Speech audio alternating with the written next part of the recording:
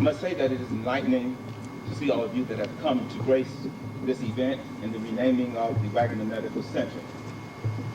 I must also say that it is an honor, a privilege, as well as a pleasure for me to be asked to elaborate on some of the events leading up to the erecting of this facility. It took great minds to foresee this and undertake such a task. Therefore, we have been blessed in this community to have had wonderful caring doctors and pharmacists. Some of these doctors and pharmacists are, or were at that time and still is, Dr. L.B. Etheridge, Dr. W.G. Body, Dr. M.L. Brogdon, Dr. M.W. Webb, Dr. P.L. Ezel, pharmacist, Dr. Liston Gunter, pharmacist, Dr. O.W. Williamson, who is still practicing today. Because of his wisdom and his dream for another doctor in this area, Dr. Brody gave land that this dream might come true. He served this community from 1916 until 1966. By that time, someone had another doctor in mind. This doctor was Dr. Robert H. Worrell. He was convinced with talks and prayers that his services were needed in the Wagener community. Unfortunately, he came before the medical center was even finished. But that didn't stop us. His office was set up in what is now the post office building on Main Street. He practiced there until this facility was completed. Then there was the Edisto Drug that was established on the corner. Mr. Gus Boland, pharmacist from Springfield, commuted to Wagener daily and began filling prescriptions until a full-time pharmacist could be located. Then came pharmacist Ernest F. Schuler. They came to Wagener and lived on Garvin Drive. The drugstore then became Wagener Drug. Many people worked hard to bring Dr. Worrell to Wagener. Few of these people were Dr. J.H. Brody, Mayor John Tyler, Councilman Brunson Gant, Harry Catron, Tommy McMillan, O'Neill Miller Jr., Policeman Frank Gant, and head of building construction, Shorty M.D. Tyler. We want to thank everyone who helped realize this goal, a goal that has served the people of this community for years and has kept us from traveling to and from Columbia and Aiken to receive medical help. You do not need to be reminded of the significance of Dr. Worrell to this community because each of you know already he served well from 1959 to 1991. We thank Mr. Winsborough and the Carolina Clinic for bringing Dr. Larry Hedgepack to us and for the bronze plaque which will be unveiled. I know that you thought I had a manila folder full of words, but you can see it was very brief. And we thank God for all of you. We thank God for all of the doctors and pharmacists that have come to this community and made it what it is today. Thank you.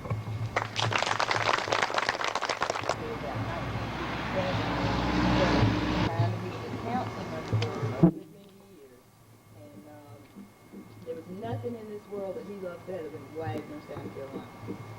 And as a child growing up here, I'd like to just remind you of some of the memories that I have and that as I look out here that I'm sure that y'all have.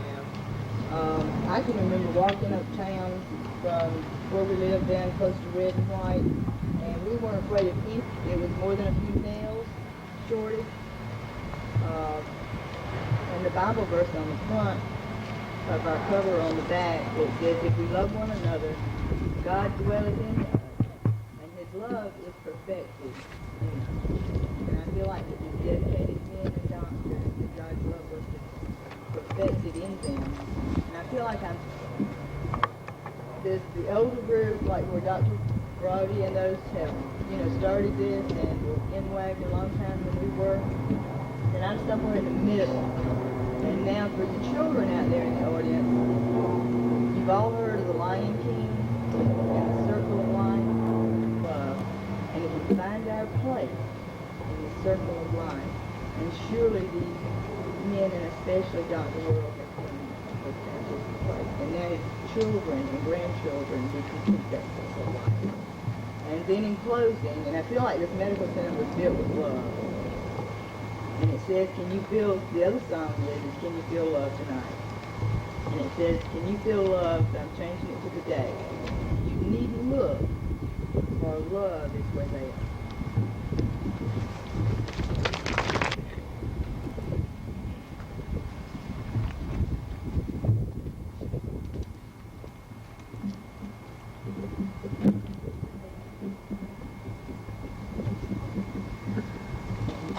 And I was totally stunned.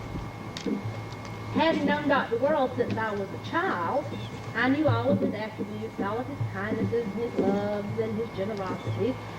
And I know that a lot of you know that his diagnosis was the final word. Well, Dr. Worrell said, when he would send us to a specialist, but Dr. Worrell said that was the final word. And a lot of us also know, out of his generosity, he was paid lots of times with turnip greens and sweet potatoes and homemade sausage. Some of our generosity. His love for this rural area was well known to all of us. And so therefore, when Beth suggested that I sing the Shaker tune, this song was written in 1848, "'Tis the gift to be simple," I knew that that was the song that he would approve of. At the heart of the Shaker doctrine is the search for simplicity in all things. Their speech, their dress, their architecture, their music, their worship, their daily craft. All of this reflects the harmony and the virtue of the simple. So the concept of gifts comes from St. Paul's letter to the Corinthians, the diversities of gifts. This idea is translated into the imagery of every act, the gift. There's a gift in a song, and all the acts are gifts. So Dr. Worrell gave us so many gifts. It's the gift to be simple, 'tis the gift to be free. 'Tis the gift to come down where we ought to be. And when we find ourselves in the place just right, we'll be in the valley of love and delight. When true simplicity is gained, to bow and to bend, we shan't be ashamed. Turn will be our delight, till by turning and turning we turn round right. When true simplicity is gained, to bow and to bend we shan't be ashamed. We come round right. Wrote down a few things that come to mind when I was thinking. His world, children, friends. It is with great honor and humility that I stand here this afternoon to try to express to you in words my true feelings for a man who was a true friend as well as our physician. He was our friend first, and then our peers. When I was asked to speak today, I had some reservations. And then as I thought about it, I told myself, there should not be any hesitation at all on my part, because Dr. Worrell never hesitated at all to do about anything, especially helping his fellow man. I remembered all the times that I had to call upon him, not only for myself and my family, but for others as well, and he never refused to help me any way he could. There have been occasions when I just needed a friend to talk with or a shoulder to cry upon. All of us know the old saying, behind every good man is a good woman. That's so true. I bet it works. I want to just share a few things that I remember about Bob, not just as a medical doctor, but as a friend and a citizen in the community. There's quite a bit of security in the community. When he came, Dr. Brody was getting old. Quite a bit of security came to the community as a result of him coming here and making house calls. He was not only a physician, but he was an individual that was involved in the community. Especially do I remember him on the school board and helping to keep some of the 37 delinquent foster kids that I had in school. Occasionally, they would have to expel one of them, but he made no apologies for the expelling them because he knew that that was the thing that the board had to do. He was an individual that never got in a hurry. I never went to see him as a physician if he didn't have time to talk with me a little bit. There was no pretense in him. It was very genuine, and what you saw in Bob Worrell is what you got. And the song that LaWanna sang just sized him right up. He loved the outdoors and loved hunting. I can remember many times going on doe shoots. When Betty, does the date January the 13th, 1969 have any significance? Let me share a little something. Back on that particular date, as some of you may well remember, symbolically, we are here to dedicate a building. In reality, we are here literally as an act of dedication to dedication itself. Abraham Lincoln, in his famous address dedicating the battlefield of Gettysburg, said, quote, "We cannot dedicate, we cannot consecrate, we cannot hallow this ground." His point was simply that what had taken place there had, quote, consecrated it far beyond our power to add or detract. Dr. Worrell, through his dedication to his town and its people and to his profession, has consecrated this place far beyond our feeble work. So we are here today simply to honor that dedication.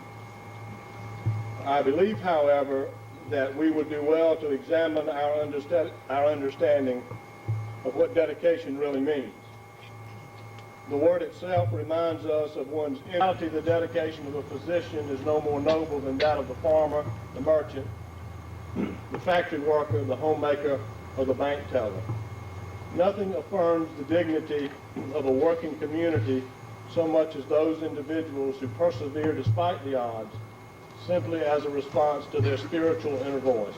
We glorify this occasion and sanctify this place through our recognition of his gift, his sacrifice, and his dedicated service to his understanding of his calling. Thank you.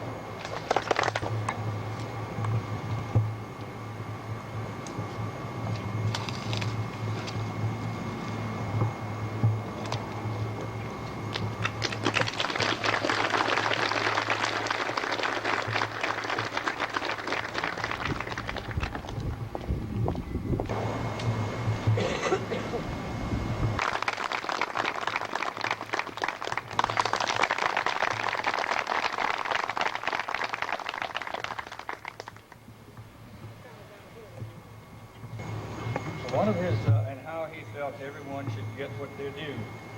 One of his great acts of love took place when we were just children. For some reason, we had quite a spat one day, and my mother had decided that I was, one of the twins was a guilty person, and sent me out for a switch. I figured Bob already had both of them. So I went out and got a switch, about 4 feet long, and on the way back I drew little rings around it, all the way up the switch. Well, mother grabbed it, she took one swat at Bob. Well, it broke into about 30 pieces. Well, this made her quite angry. So she sent Bob out. Bob came back with one about the same size, but unfortunately he hadn't put the rings on it. He was sure I was going to get what was due me that day. He was a man of his conviction, and he was rather obstinate at times. One of the best examples of his obstinance in standing by his point was when Mr. Willard Johnson came to see him one day. I'm sure most of y'all are acquainted with Willard. Is Miss Lizzie here? I don't know if she is not. But Miss Lizzie was there. Well, Willard brought him to see Bob, for her to see Bob. Willard immediately started telling Bob what was wrong with her and what had to be done. Well, Bob could only take so much of this. And finally he got his bill. He said, Willard, he says, you get the hell out of this office. And when I get to examining Miss Lizzie, I'll tell you what's wrong with her and what we're going to do. They became the greatest friends in town. You'd have thought they'd have been enemies after that. For those of you who know both parties, they were very strong-willed individuals. One of our speakers here earlier spoke of the Tyler family. And since she did, I couldn't leave without mentioning the fact that my step-grandmother was a Tyler from this part of the country, I believe. Her daughter is now the matriarch of the then outlaw family, and her son is here with us today, Billy Castle. And Ms. Rosie Castle would have been with us, but she just recently gotten out of the hospital and could not come. We all wish her Godspeed for this dedication today, and those of Betty and her children, her grandchildren. It's a real, what we think, a feather in our cap to have this city and community to think as much as they did of our beloved brother, Bob. Thank you very much. And truly that is the case here this afternoon. We remember Dr. Worrell as a great man. We think of the patriarchs of old that listed in your word, Abraham, Isaac, and Jacob, and how they were servants, committed to serving and doing your will. And we place Dr. Worrell in the same category as one of those great patriarchs who was committed to the people in this community. And he may be gone, but he's not forgotten. And we thank you this afternoon for the mayor, for the town council, and those that were concerned to dedicate this building to his memory. And we're sure this afternoon that even though he is gone, that each time that we come by and see the plaque, we will know of that great man. And we thank you for it in your name. Amen.